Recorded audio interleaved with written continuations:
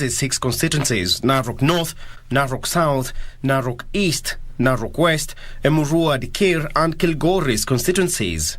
Further, there are 30 members of the county assembly representing the 31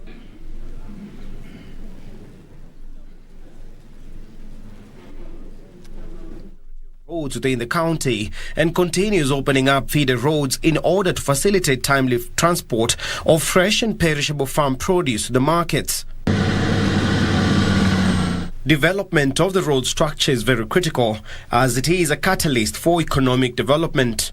Kwa sekta ya barabara tunai pia amejaribu hayo, kwa sababu sisi kama watu ambao mabarabara yetu sio ya lami, tinga ilikuwa inafika kwa kila barabara ya nyumbani na mabarabara zote zilikuwa zinafunguliwa kwa wakati wa tunai. Jambo la pili ambaye sekta ya tunai ilishikilia kwa undani zaidi ni kwa nafasi ya kutambua jamii zote ambazo ziko Narok. The famous Masai Mara Game Reserve, featuring the great wild-based migration, which is one of the 7 wonders of the world, is located within the county. The county has a robust ecological system that residents depend on for agriculture, tourism, water, and many other benefits. Since the 2013 general election that was informed by the promulgation of the new constitution, particularly the introduction of county government, Narok County has been under the stewardship of Governor Samuel Ole Tunai. Kwa ajili ya usaji wa mifugo, tumejenga soko za kisasa za kuuza mifugo ambayo imeleta mipangilio bora.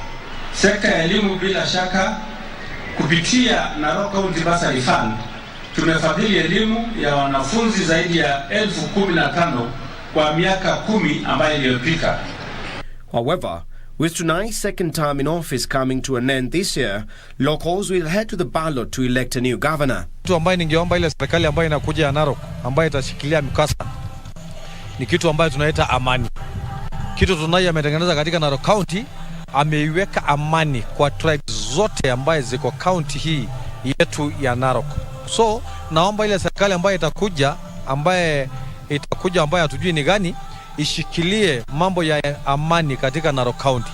Ninataka kuambia viongozi kwa ajili sasa ni nyakati ya siasa.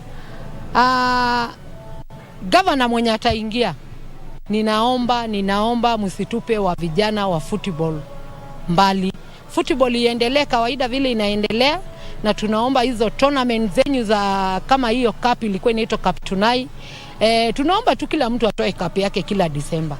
Among those set to contest the 9th August gubernatorial election is Patrick Ntutu, the former Labour CAS who is seeking the governorship for the second time after coming second to the incumbent in 2017, has picked Madhu Kirui as his running mate. Ntutu's candidature, however, will come up against stiff opposition in Narok North Member of Parliament Richard Moitalel Olekenta, deputized by William Semeyoi. Tunai, meanwhile, seems to not be ready to exit the political arena, as he is set to vie for the county's senatorial seat in the upcoming elections on a UDA ticket. Tunai will be up against the incumbent Ledamo Lekina, Kilgoris Member of Parliament Gideon Conchella, land activist Meta May Ololdapash, Kiranto Olenabala, Malloy Godfrey Mapelu, who are all running under Azimio affiliate parties.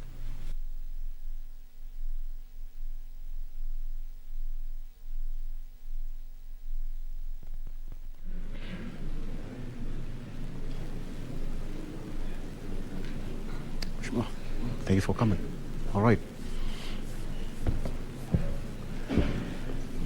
And good evening. From whichever part of the country you're watching us from, this is KBC Channel 1. We are coming to you live from Narok County. This is Masai Mara University. This is our 3rd edition of gubernatorial debate, where we have time to engage different aspirants to tell all the candidates, or rather the electorate from different regions of the country they come from, what is their agenda and what they aspire to achieve once they're elected in office. I'm ready to tell you that we invited 2 candidates here in Narok County, like Moitalel Olekenta of ODM and Patrick Olentutu of UDA. That is the point. The rule of the game is so simple. There'll be no cheering, no clapping from the audience. This is just to give the aspirants enough time to respond to the questions that they will be asked. And remember, that you'll not be allowed to clap, nor cheer, or interrupt. But before then, let me introduce my colleague Nancy Okware, who is on the side of the audience to give us what we should expect. Nancy, over to you.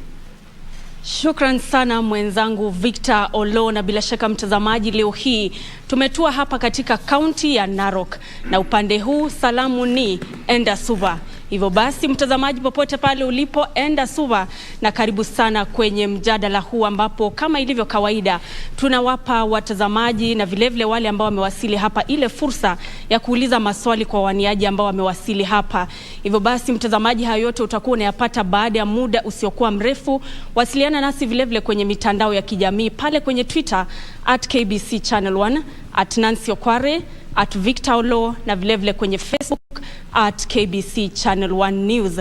Lakini kwa sasa hivi na kurejesha kwake Victor Olo aendelee na mjadala wa siku.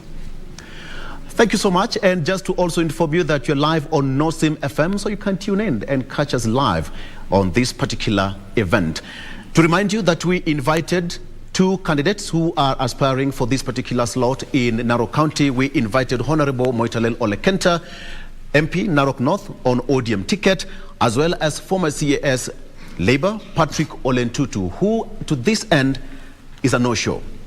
Mheshimiwa, wherever you are, you're still welcome. The show is still on. We extended an invite to all the aspirants, and that is a situation from Kenya Broadcasting Corporation. And moving forward, now let's get into the debate and welcome Mheshimiwa Moitalel Olekenta. Mheshimiwa, thank you for coming and welcome to the debate. Thank you. First of all, I'll give you a minute to introduce yourself and greet Kenyans. Go ahead. Thank you. I'd like to first of all thank KBC for according me this opportunity to talk to my people and to talk to the Kenyan people. And I'd also like to thank my constituents and the people of Narok for attending this forum. And I think I'm greatly honored to have had this opportunity.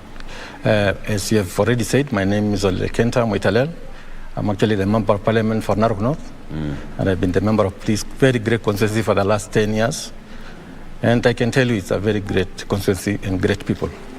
I'm also a lawyer by profession. I was admitted to Dubai in 1991, and I'm also a father, I'm a husband, and most important of all is that I'm a Kenyan patriot. All right. Thank you so much for that. We are heading to the election with less than 60 days to go, Yes. slightly around 70 or so days to go. Yes. But let me ask you a question. Why do you want to be the governor of Narok County? I want to be governor of the people of Narok, but more than anything else, the people of Narok want me to be their governor. Actually, it's them who came to me and requested me to represent them as their governor. So I'm actually heeding to the call of the people. But to say that I didn't want it will also not be true, because I've always wanted to serve my people. Because the people of Narok have not benefited, nor have they actually seen or gotten the fruits of devolution. It has been 10 years of suffering. In fact, we have gone back 20 years other than progressing. So I had to come in. And they needed somebody in whose hands they'll be safe. And they came and told me that in my hands they'll be safe. And I think this great county needs great leaders, people who are devoted to the people and not to themselves. So I'm doing it for them, and I'm doing it also for my country, because we are not isolated. We are not an island. We are part and parcel of this country in the world. So that is why I decided to contest, and my people actually did give me that privilege to serve them. And let me take this opportunity to thank the people of Narok North for really granting me support, electing me for 2 consecutive terms, and for actually ensuring that the Kenyan people got a leader who was actually trained by them. So I think I like to thank them so much. All right, very well. Yes. So what makes you think that you're the best candidate? You are 2, Yes. much as 1 has not shown up, Yes. which we still extend our invite. Yes. But what makes you think that you're the best candidate? First of all, the most important thing is that my people trust in me. I've stayed with this community for the last 10 years, and even before. As I've already said, I've been a lawyer.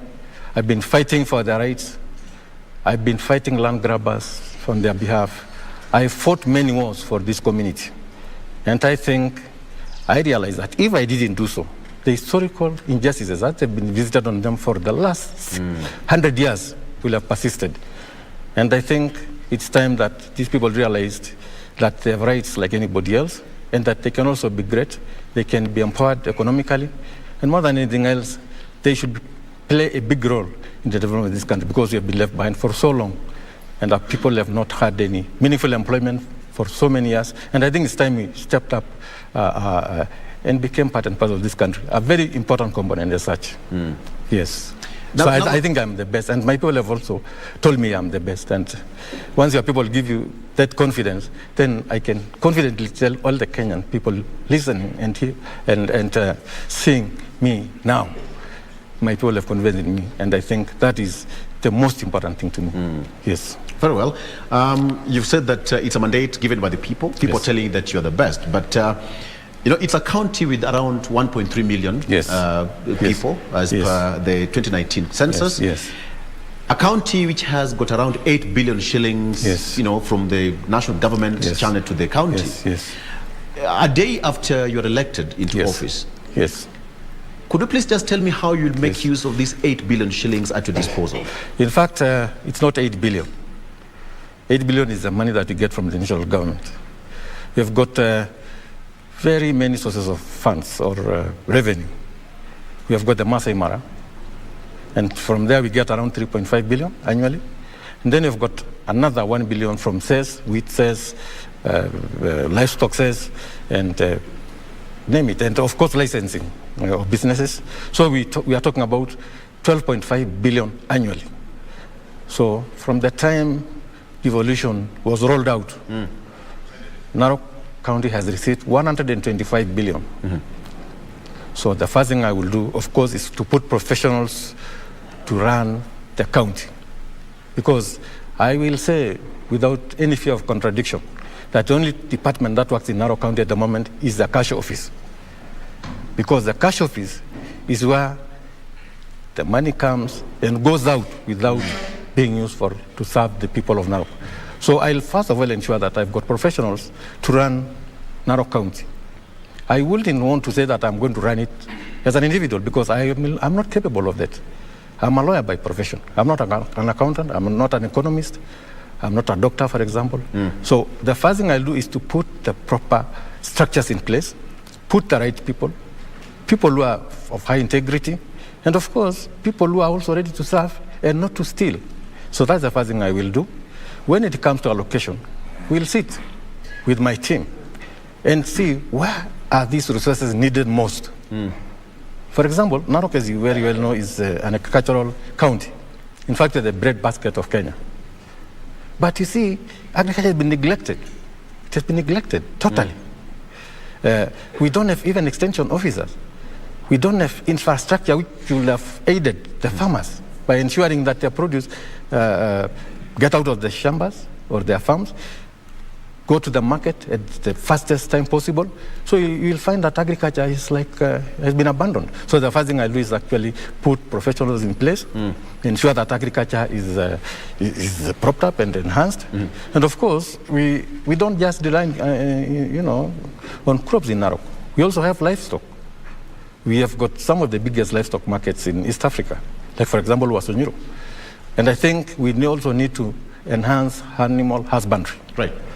So that we can also tap that, feed the nation as we have always done, and all that. So there are many things that we'll do, but I will encourage professionals to do that. And of course, we'll have linkages with the national government, because if we lack capacity as a county, then of course we utilize the national manpower and know-how, because we are not divorced from the national government. We can also reach out to the world community, the World Bank, for example, other institutions, and ensure that we get the support that we require, because it's always available. So that is what I'll do. But the most important thing is to put in place a great team that will make the dream of these people come true, that will make sure that our people realize the dream that they've always had. Right. Yes. You know, Narok County is a blessed country, so to speak. Talk of farming. Yes. Talk of the larger Masai Mara Conservancy. Yes. And you talk of farming. Most farmers will say that they still don't feel that they're being given that platform to exercise their role as farmers. Yes. That this worry you. I agree with you. I want to tell you something. Narok is actually the highest producer of barley, for example, wheat, even potatoes, maize. But the agricultural sector has been abandoned. And I think I've always said that one of the mistakes that the Constitution made is actually devolving those functions. Because the moment you devolve those functions, and the chief executive of a county is a failure, then definitely the whole system collapses. But with the good management, I think it can be done. So, for example, agriculture in Narok, you'll find that most of these farmers have land. But the mechanism of utilizing that land is lacking. You don't have, good equipment. And the worst part is that the seed, sometimes they are sold, is not certified seeds. The market has been spread by thieves and conmen and fraudsters. When you come to fertilizer, some big people in this country have actually utilized that to really kill farming, because you'll bring a bag of fertilizer cheaply, come and sell it to the farmers exorbitant prices. So what happens is that we don't produce anything on the farms. You'll go to the farm, you'll take money from AFC, but you're not able to get any returns. And that's what we want to stop completely. As a county, we'll look for concessions to actually import fertilizer directly instead of passing through any other agency, because that's what has been killing us. We'll also ensure that we grow our own certified seeds, because we are capable of doing that. We have got a ranch called Purko Sheep Ranch, which we can use. We have got so many other farms. We can even contract farmers to give us their farms to, grow certified seeds. We are already doing potatoes at Purko Sheep Ranch and other places. So we'll ensure that agriculture is whatever. And then we'll subsidize, subsidize fertilizer. So we'll ensure it can be done. We'll also ensure that our farmers get modern equipment, tractors, of course, planters and all those things, so that they maximize, the productivity of their land and all that. When it comes to livestock, I think we are one of the richest counties as far as livestock is concerned. Unfortunately, we take this livestock from outside to outside counties, even to slaughter. So you find that we kind of don't get our people employed, because that employment is transferred maybe to a place like Dagoretti and elsewhere. So what we want to do is to ensure that, first of all, the farmer benefits, benefits to the maximum. Because what has happened in Narok is that I'll bring my cow to the market. This cow is worth 60,000. I have a broker in between. I don't even get to see the buyer. So what the broker does is that he'll come and negotiate with you, undercuts and gives you, for a cow worth 50,000, for example, he'll offer you 40,000, sell to the buyer for 45,000, okay? So you end up losing 10,000. So what we'll do, and what I've decided shall be done, is that we'll put weight bridges or whatever in all markets, so that we maximize. We sell according to the kilograms of your cow, not just by looking at the cow, so that the people can maximize their profits. You get a calf, okay? You go to treat it of disease and all those kind of things. So you end up spending more than what you'll get. So, Mheshimiwa, in other words, you are admitting that farmers in Narok County are getting a raw deal? Of course, yeah.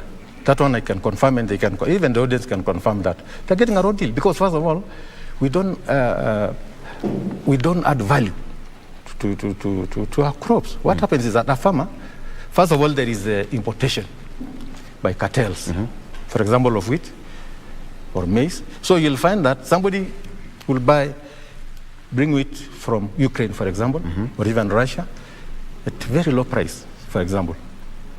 And then the farmer here will not get market. Okay? So what happens? Okay? The farmer loses tremendously, because, first of all, he has taken a loan from AFC. He's not able to service it. He has used his title deed to secure the loan. So what happens is that he's always being chased around by auctioneers. So they're having a raw deal. And the first thing we should do is that before we import anything from outside the country, we make sure that we have actually bought all the wheat, maize from the farmers. And that's what's happening in the North Rift. So we should mop up, first of all those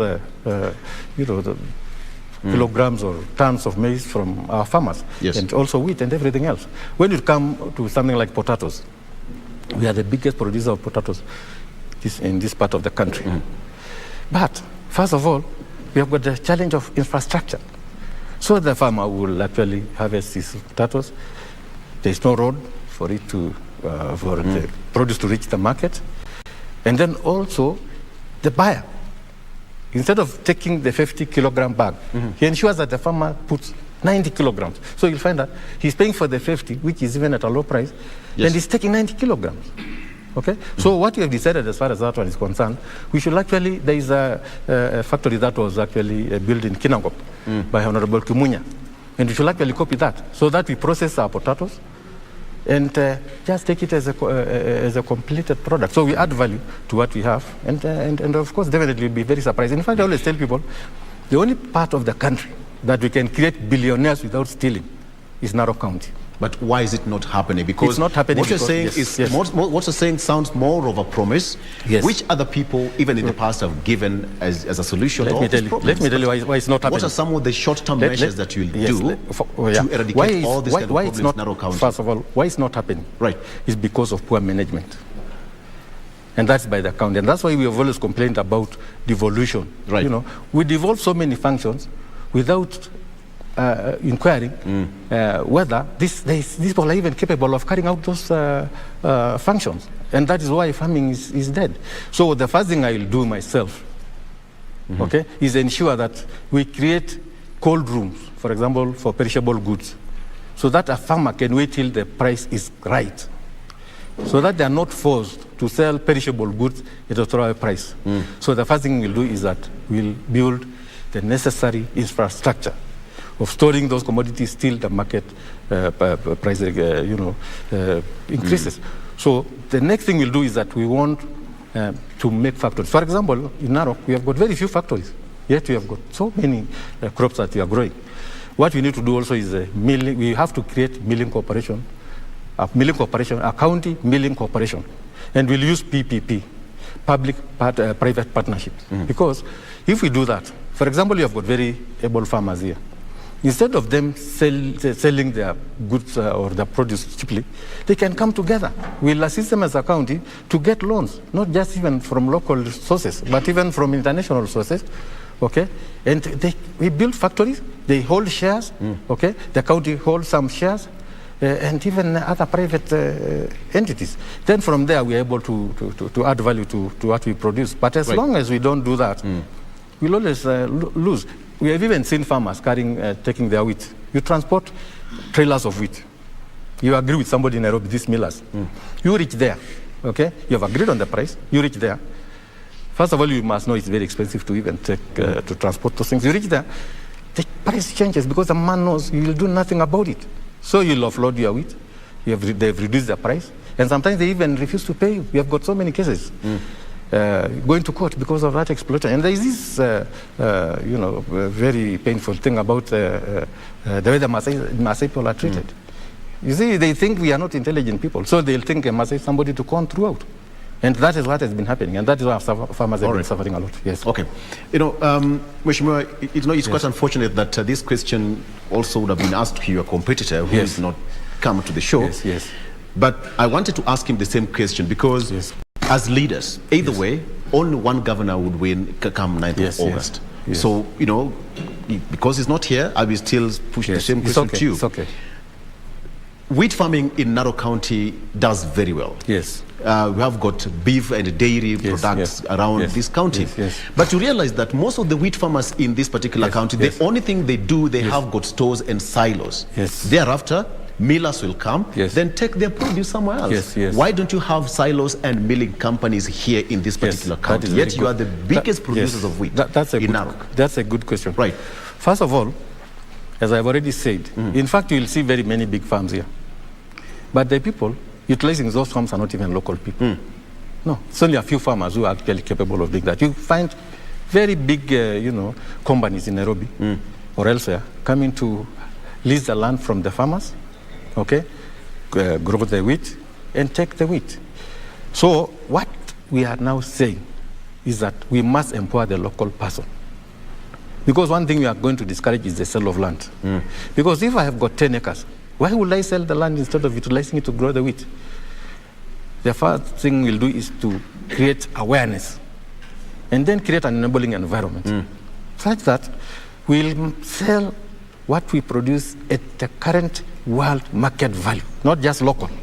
You know, commodity markets are regulated all over the world. But you find that somebody exploits a farmer. He has nothing to do. He wants to send his children to school. Okay? The middleman there, not even the person buying, the middleman gets an opportunity to exploit these people. Somebody wants to feed his family. He cannot wait. Okay? But if we have our own factories, okay, somebody can deliver the wheat or what, the maize or whatever, have some down payment to assist them in their daily life, survival, and then wait for the right time. And if I am the one producing the wheat, okay, I am the one who is actually, who ends up getting the final, product. Of course, that value addition actually hikes the price of these things. So what will happen is that I'll be able to wait, I'll be able to get maximum benefits and all that. But when we are in a situation whereby I'm forced and compelled by my own suffering to release my produce at a lower market price, yes, somebody else goes and stores them. Okay? And by the way, we don't have silos as a community. We have the silos that are run by these, the parastatals.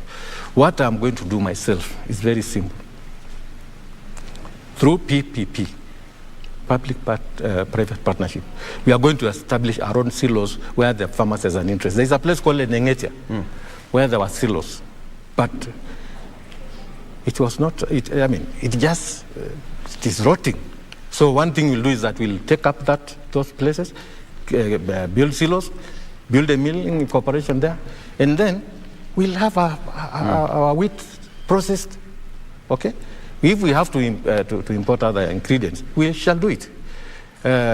What had made that place fail in the first place is that the road from Narok to Nakuru was not tarmacked, and it had remained that way for so many years. But now it's tarmacked. When I became the member of parliament, we tarmacked that road, and I think the Narok people are very happy because now they're able to bring their produce without any difficulty, and even the potato farmers are not suffering. Yes. So we shall ensure that we build silos and ensure that our people sell at the right price. All right. Yes. I'll come back to the issue of infrastructure later on, Mheshimiwa. But then, what would be your style of leadership? My style of leadership will be actually participatory. The people must participate in the leadership. We must consult our people in everything. That's what we are doing. But do leaders embrace this? You see, let me tell you something. The buck stops with the governor, just the way the buck stops with the president. And let me tell you something. I've seen people can work. It just depends on who is heading a department, who is heading a ministry, who is heading a county government, who is heading a country. I can assure you, and my people are aware of that. If I decide to do something, it shall be done. Because at the end of the day, why will you be given that office if you are not able to deliver? So I can assure you that it shall be done. And I can tell my people it shall be done. Because the first thing I'll do is put professionals in place. I'll not put charlatans who are my political supporters, because I also have children who must benefit from that, in that county. I'm not an isolated human being without a family, without anything. And I want my wife to stand so that at least the others can see her. So I think I shall do it, because there is no alternative. Because if I'm not a public-spirited person, then why should I go for public office? It shall be done, my brother. That one be assured of. All right.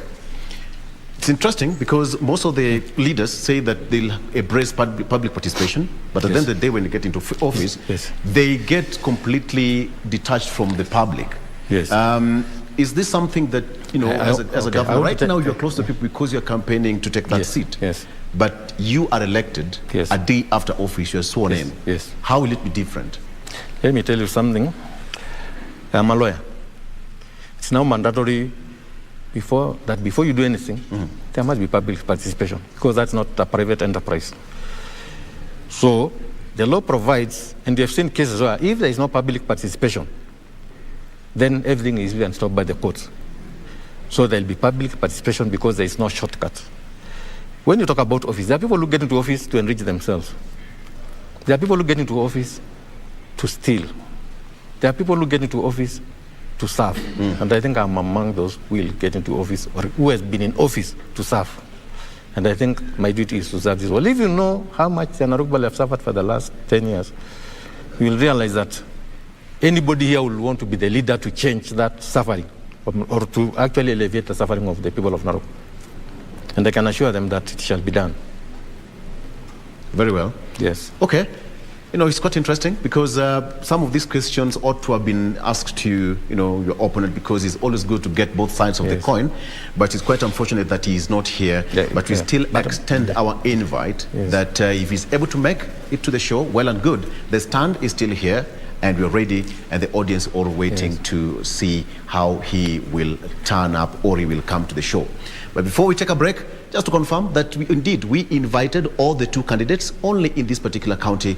That is Honorable Motalel Olekenta of ODM and former CAS Patrick Tutu, who is a no-show. And indeed, we shared all the information as KBC to all the aspirants.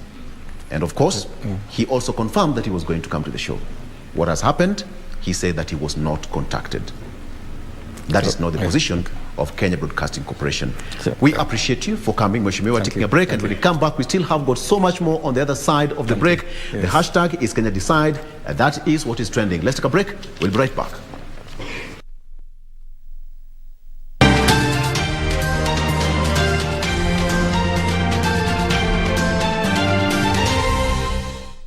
All right, welcome back. It's now our second phase of this gubernatorial debate from Narok County.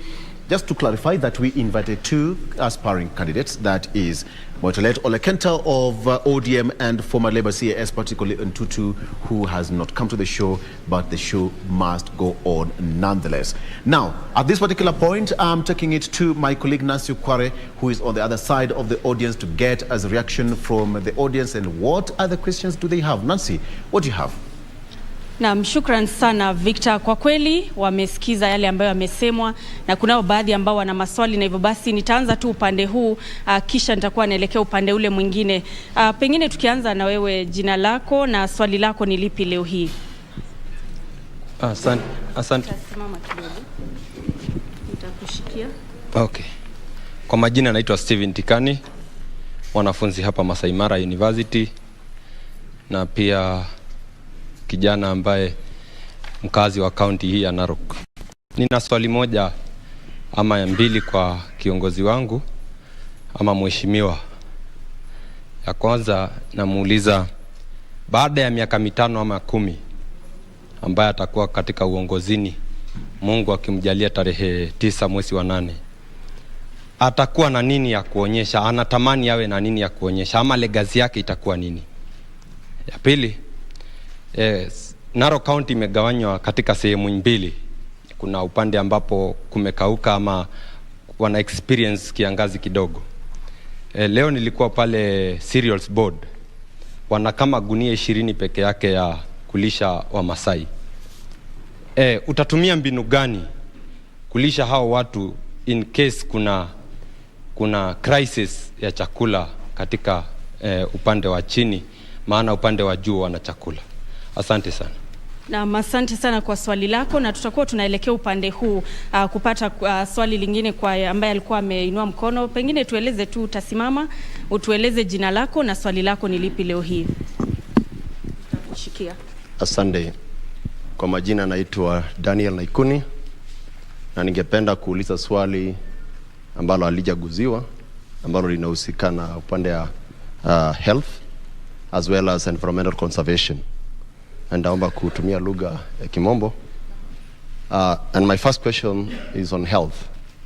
We all know the kind of situation we are in as a county on health matters. that we are a referring point to other counties. Mheshimiwa, as you come in as the governor, what is your plan in the next 100 days or 1 year pertaining the health situation of our people? Number 2 is on conservation. Mheshimiwa Kenda, you have been one of the champions on conservation of the Mau forest. What is your exact passion, or the passion that drives you in the conservation of the Mau?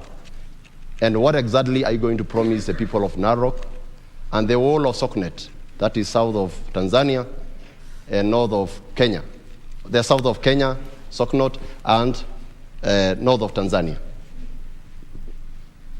Naam, asante sana kwa swali lako. Kuna wengine ambao wameinua mkono upande huu. Hivyo basi tutapata swali lako kwanza kisha tutaelekea upande wa nyuma. Jina lako na swali lako ni lipi leo hii? Thank you so much. My name is Walter Kiboy, a master's student in this institution. Thank you, Governor, for coming to Masai Mara University. I have 2 questions for you. Number 1, I know very well that you believe in unity in diversity. As you come into office, how are you going to manage Narok County, believing that it is more so a cosmopolitan county? And question number 2, Masai Mara University is a key institution in Narok County. Remember that the population of Masai Mara University supports the economy of this county in matters population and student as far as that is concerned. Therefore, as you come into office, what plans do you have in supporting Masai Mara University in its endeavors as matter of expansion and infrastructure development? Thank you. Naam, shukran sana kwa swali lako. Kabla ya kuendelea, naarifu ya kwamba turejeshe usukani kwake Victor Olo ili aongoze katika kujibiwa kwa maswali yale, kisha tutachukua maswali zaidi. Victor. Thank you very much, Nancy, and even to the audience for the questions. Mheshimiwa, just straight to you, yes, to question number 1. Thank you very much. I have heard what Mr. Tikani has asked. For the next 5 years or 10 years, because I now get 10 years from my people, one thing is that I wouldn't want my people to be beggars. I will want them to be fully food sufficient. When it comes to the dry areas, you must realize that, first of all, we have got livestock rearing areas, and that's what we will call, or we call semi-arid areas. So what I'll do is that I ensure that livestock management is enhanced by ensuring that the farmers or the rangers are actually assisted as far as, for example, ensuring that these animals are disease-free, by ensuring that the animals are vaccinated, and also by ensuring that they are dipped so that they do not have any complications as far as tick-borne diseases are concerned. So the first thing I will do is also ensure that they have the market for their livestock. And the most important thing is that where do they take their livestock? As I've already said, they take their livestock to places outside the county at very low prices. What we have planned for, and we are going to do it, is to have an abocha that will actually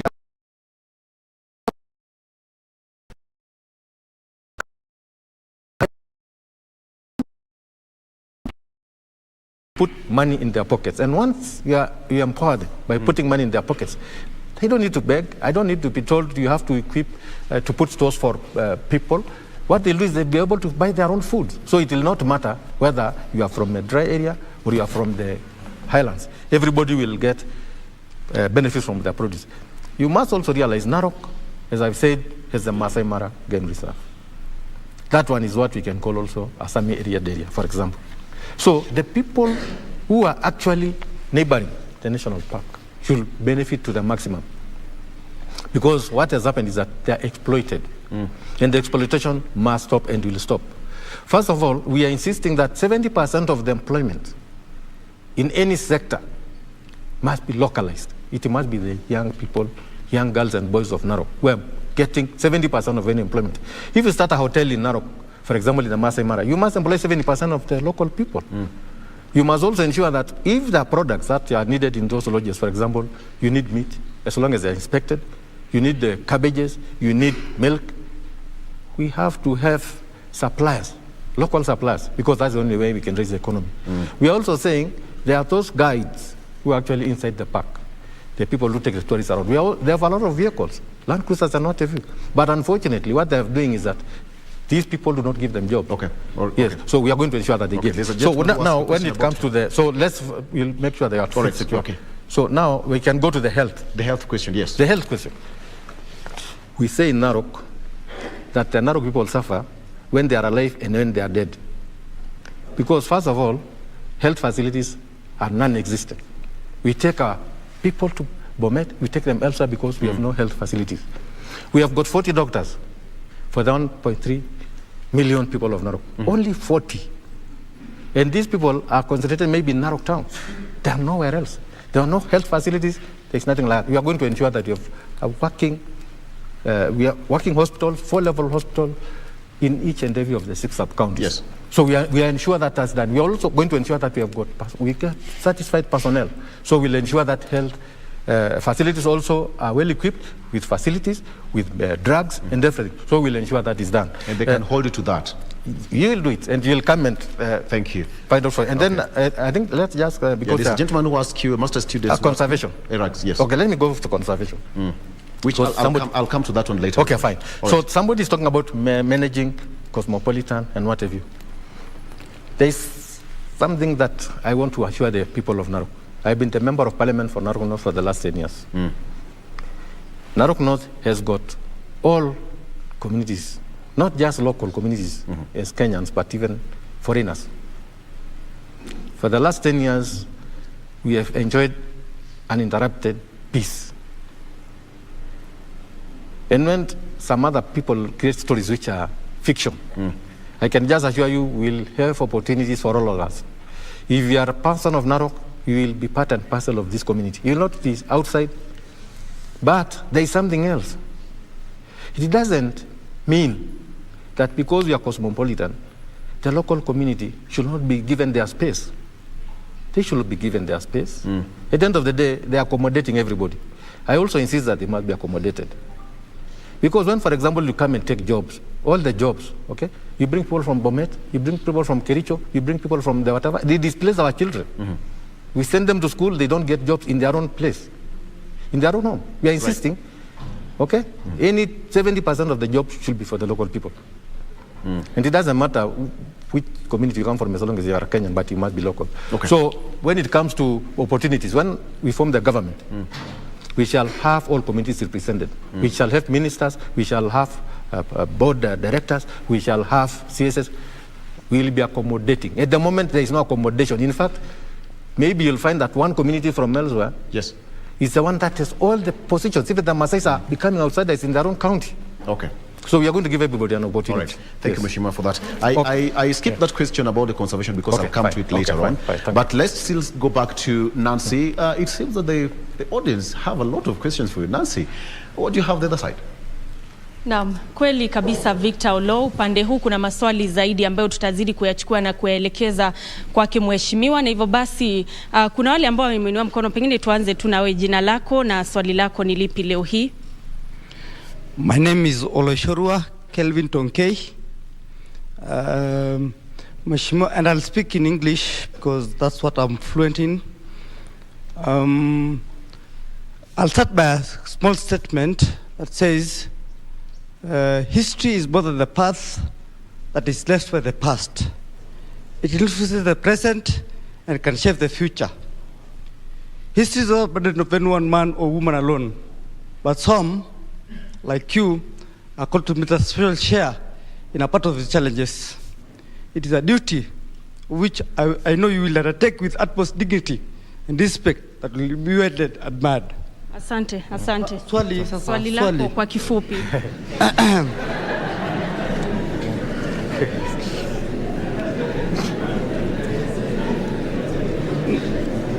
Now that all the developments have been going towards the south, what will you do to the north if elected as governor? Thank you so much for your question. Nitaendelea kwa upande huu, pengine tuanze na ulikuwa umeinua mkono tangu hapo awali. Jina lako na swali lako ni lipi leo hii? Thank you very much. My name is Panato Kilesi, and I'm a constituent of Mheshimiwa's constituency. I got 2 quicks for Honorable Sir. And my first question is the question about, you've talked about the silos and especially the ones in Engetia. Sir, with the little statistics I've done about the county's budget, is that we receive an approximate amount of 12.5 billion annually. And the recurrent expenditure, wages included, in Narok County runs up to 9.32 billion annually. Sir, with the remaining amount of balance that will remain from the said budget of 12.5, do you think we can manage all this development? And my other question is the question about employment and what development fund altogether. You were quoted saying that in your government you will give an amount that is equivalent to 200 million shillings per year to every ward for ward development purposes. Again, sir, is this achievable with the sort of recurrent expenditure we are having as a county? Thank you. Thank you so much for your question. Kwa sababu ya usawa wa kijinsia nitapata swali moja kutoka upande huu, kisha nitamwelekezea mwenzangu Victor aweze kuelekeza maswali hayo kwa mheshimiwa. Jina lako na swali lako leo hii ni lipi? Utaniruhusu niongee kwa lugha ya Kimombo. Yeah. So Nashipai Kenga. My question to Mheshimiwa, first I would like to thank you for showing up to listen to the people of Narok who've appeared before this place today to just be able to hear the views of the candidates. My question is about, you see, Narok has a potential of even growing to be a city because, as the people have mentioned, the revenue collection and even contribution to the GDP of this country. Therefore, we also need to focus on issues of urban planning. Like, you realize that we don't have proper planning in this county. So, Mheshimiwa, I'd like you to mention on the plan that you have on that. Yes, thank you. All right, thank you so much for your question. I'd like to hand it over to Victor Law so that he can direct the questions to Mheshimiwa. Very well, thank you so much. Very pertinent questions from the audience, Mheshimiwa. Don't you think so? Well, yeah, very pertinent. Go ahead, very please pertinent. pick the first one. There's a gentleman who asked a question about the development going to the south, that the north has been neglected. Yes. What's your response? My response is, I agree with him fully. First of all, you must realize that we have had a very polarizing regime in Narok, as far as the county is concerned. You've got a governor who came into that position by dividing us. And I'm one of those people who have stood against them for the very simple fact that they have actually been causing unnecessary friction between our communities.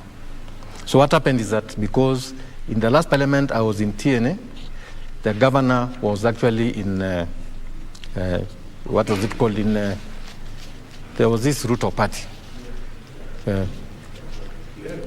Yeah, URP, okay? So first of all, I was only a member of parliament. So what they did from the beginning is that they actually shunned me and said that I was Madoadoa. I also fought for the restoration of the Mau. I became their enemy. I was also fighting for the rights of the community here. I became their enemy.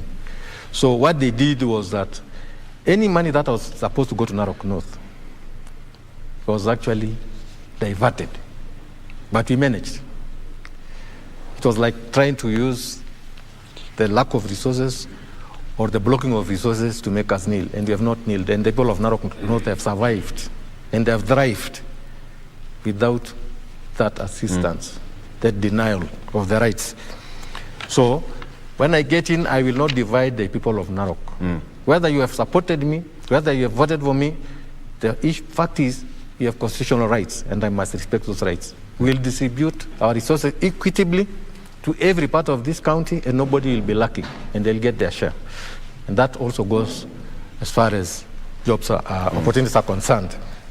When you talk about the recurrent, First of all, and I'd like to assure the people of Narok, we have got hundreds of ghost workers in the payroll of Narok County, people who are not there. There is also mismatching, okay, as far as job qualifications and what have you. You'll find that somebody is supposed to be,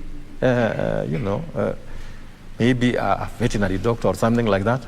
That person is made a clerk. Somebody who is made a head of the Department of Agriculture, that person is maybe a teacher, a primary school teacher. You'll find that a graduate who has a master's is just given a desk, or not even given a desk, is just put in the payroll. He just comes and collects his money. So what happens? You'll find that somebody who is qualified is misplaced, is not placed in the right department. You'll find that somebody who is a graduate earns 30,000, while a clerical officer who is no experienced but with family connections or the relative nepotism playing a role here gets 150,000. So you'll find that, first of all, the amount of money that one is paid is not commensurate with the responsibilities. So one thing I'll do is actually is audit the payroll and ensure that any ghost worker is removed. And ensure that people work for what they're supposed to work, so that we can benefit from their know-how. Yes. You talked about ghost workers, and there's a gentleman who asked about unemployment, the rate of unemployment in this particular county. Your take on that? Yes, my take on that is that actually there is overemployment, but the wrong people are employed. If you go to Narok County, and somebody who works there can actually prove that. We have got thousands of people who are actually the former employees of former Narok County Council, very qualified people. What the governor did when he came in was to tell them to go home. They are earning salary. He brings in another workforce, which is even not qualified, They earn more salary. So you'll find that there is double or triple employment for the same positions. So that's not whatever. So what you'll do is audit the payroll. If you are not supposed to be there, we kick you out. The person who is supposed to be there stays there or is brought back there. Because I think what has been happening in Narok is unforgivable. It's wrong. It's immoral. Yes. All right. Then there's a lady who asked about urban planning. Oh, there is something else about the recurrent. That's now where the problem is. There are many people, ghost workers, because how do you justify 9.32 billion per annum a salary? Who is this person being paid? So when it comes to the lady asked about Narshepa asked about revenue collection and urban planning. Right. Let me tell you something about Narok. We have got so many agencies owned by people, the governor and his cronies, collecting revenue in Narok. They are own. So first of all, that revenue does not come to the county coffers. It goes directly to pockets.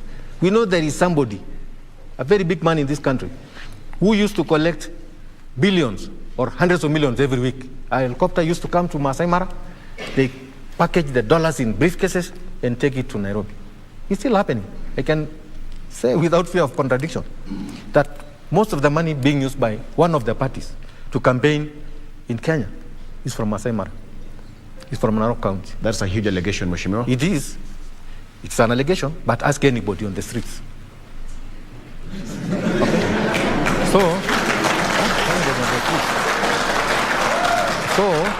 So that's what's happening. So one thing I'll do is, I don't know, I don't see that when Narok people used to collect money for themselves, we used to have a lot of money.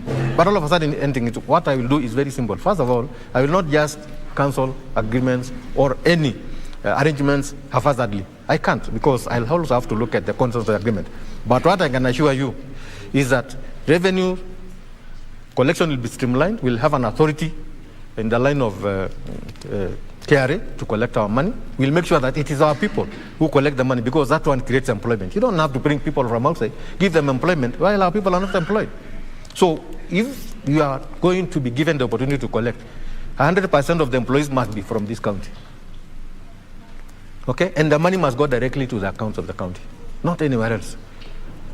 And the other thing is that we must ensure that not even a single cent is wasted. And also, we must ensure that that collected money or revenue must be for the benefit of the people. And what have you. So planning, urban, just one please. Urban planning. we have gotten it wrong for a long time. You see, Narok, we went to court to even stop them from making it a municipality because we don't have the infrastructure that's supposed to make a municipality work. But nobody cares about planning in this county. If anything, they specialize in actually grabbing plots from people who are not aware their plots are being whatever. Okay. So what I can tell them is that we'll engage professionals, we'll do urban planning. We have got a lot of land outside the town, and we'll ensure that we have got... Thank you, Mheshimiwa. I have got two quick questions because I'm told we are running out of time. Okay. The number one issue is, the gentleman asked about the Mau conservation. Yes. It's still a hot potato, and we cannot run away from it. The government has really tried to conserve that water tower. If elected as a governor, how will you make sure that you resolve that issue without making it political? And number two, the issue of revenue collection at the Masai Mara Conservancy, but the Kenya Airports Parking Services, the KAPS, is also a hot potato. Yes. How will you ensure that the revenue collected in Masai Mara Conservancy is distributed to the locals without making it also a big issue even to the locals, so that they don't feel a pinch in their pockets as well? Okay, first of all, the Mau Forest, the Masai Mau Forest conservation. First of all, I've been at the forefront for the last 10 years in protecting it. Yes. And ensuring that it is actually brought back to the people, because there was never any civilized way of actually setting it apart. It was never set apart as far as the law is concerned. I've got lawyers here like Amaro, I've got Mingati, I've got others who have been fighting this war. And they'll not go into the merits of the case because as a lawyer, the matter is pending, it's live in court, and I think the judgment will be given. But what I can assure the Kenyan people is that the Masai Mau must be conserved at whatever cost. Not for the people of Narok, but for the world. Because the sources of the waters, up to the Nile, up to Alexandria, up to Egypt, emanates from the Mau. So it's not just about Kenya, it's about the world. The Mau forest is the source of Mara River. If there is no Mau, there is no Masai Mara. And Masai Mara is not a Kenyan heritage, it's an international heritage. We must actually ensure that nobody ever again encroaches into the Mau. And one thing we are doing and what we'll do is already being fenced. And I'd like to thank the President of this country, Honorable Uhuru Kenyatta. And I'd like to thank Honorable Raila Odinga for what they've done. They've sacrificed a lot for this. One thing I will do as governor is ensure that there is fencing. We'll put an electric fence from end to end. Secondly, we'll ensure that we create another tourism circuit such that you'll go from Masai Mara, stay for 2 or 3 days, come to the Mau, because you have got wildlife, you have got abundance of bird life, okay? You have got very beautiful sceneries. So we'll have a limited exploitation of the resources. Not exploitation, such we'll build hotels there, such that our children get employment. We give the local community an opportunity to invest there. Okay. And definitely it will be, and I'm sure I am not going to talk about it much, but it shall not be taken again. And we have said, if somebody believes that they'll ever go back, let them forget it, because we shall create a human shield. We'll start from one end to another. We'll create a human shield to ensure nobody ever gets it. Even because, I mean, that one is not. There is no compromise on that one. So now you are talking about the Masai Mara. I'm told you're running out of time. Yeah, caps. Okay, in 10 seconds, if you can kindly. First of all, caps, I don't have any comment. I need to look at the agreement. But all I can assure the people of Narok is that we are going to collect our money for ourselves. If you are going to use any other entity, the people will be employed in that entity will be nobody else but our people. It will be our children, nobody else.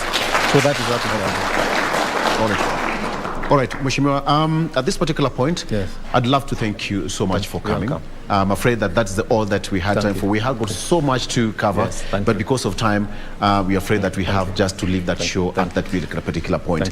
We have been speaking to Honorable Moitalel Olekenta, running for the gubernatorial seat of Narok County here in Narok. This is the gubernatorial debate from Narok County, all the way from Masai Mara University. Thank you so much for being a part of this show. Thank you so much for taking part or in our social media platforms. We appreciate my colleague Nancy Okware and even the audience for the beautiful questions that you've asked. You can give yourselves a round of applause. Kindly.